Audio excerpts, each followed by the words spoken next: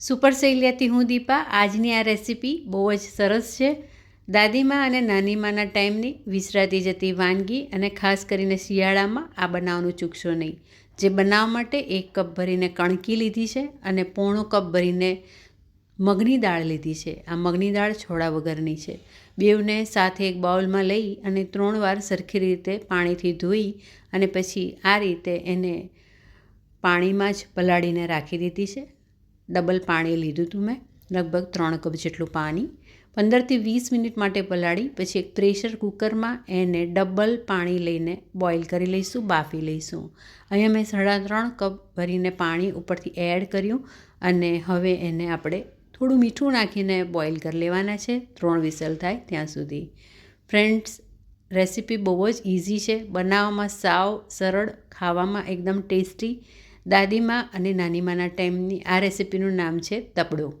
તો તબડો આ રેસીપી તમે પહેલાં સાંભળ્યું હશે કે નહીં ખબર નહીં, પણ મેં મારા એક આંટી પાસેથી આ રેસીપી શીખી અને બહુ જ ટેસ્ટી લાગી, એટલે મને થયું તમારા બધા જોડે શેર કરું.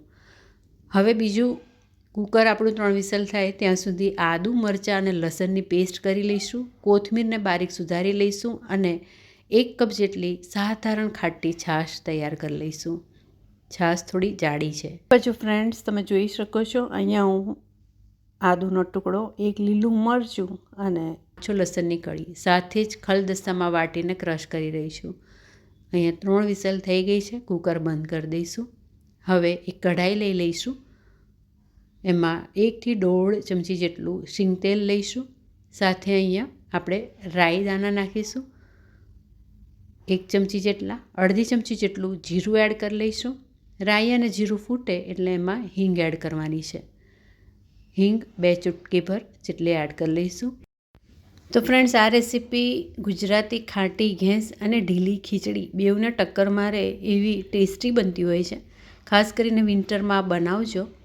હિંગ નાખ્યા પછી આપણે વઘારનું લાલ મરચું અને 5-6 કઢી પત્તા એડ કરી લેવાના છે. 1/2 ચમચી ભરીને આપણે હળદર એડ કરી લેવાની છે. પછી એમાં એડ કરી લઈશું આપણે ખાટી છાશ 1 કપ ભરીને. સાથે જ બીજું 1 થી 1.5 કપ ભરીને પાણી પણ એડ કરી લેવાનું. આ જે તબડું જે હોય છે એ થોડું લિક્વિડ કન્સિસ્ટન્સીમાં બનતું હોય છે ટ્રેડિશનલી, એટલે તમે પાણી થોડું વધારે એડ કરશો તો બી એ બધું સરસ રીતે એબ્સોર્બ થઈ જશે. અને મેં આદુ, મરચાં, લસણની પેસ્ટ પણ એડ કરી લીધી. કઢીમાં જેમ આપણે મસાલા બધા કરીએ છીએ એમ જ બધું કરવાનું, પણ અહીંયા ચણાના લોટનો ઉપયોગ નથી કરવાનો. છાશને આપણે થોડી વારે હલાવતા રહેવાનું છે. એ દરમિયાનમાં કુકર પણ ઠંડુ પડી ગયું છે.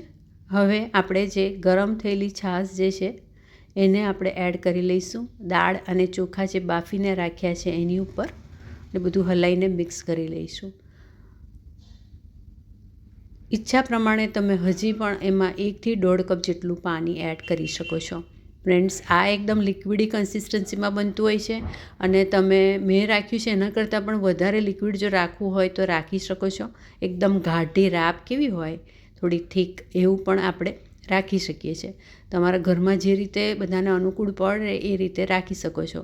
પણ જો આ રીતે આવું લિક્વિડ મેં આજે બનાવ્યું, અને મોસ્ટલી બધાના ઘરોમાં આટલું લિક્વિડ હોય તો પ્લેટમાં કે બાઉલમાં લઈને ખાવાની મજા આવે.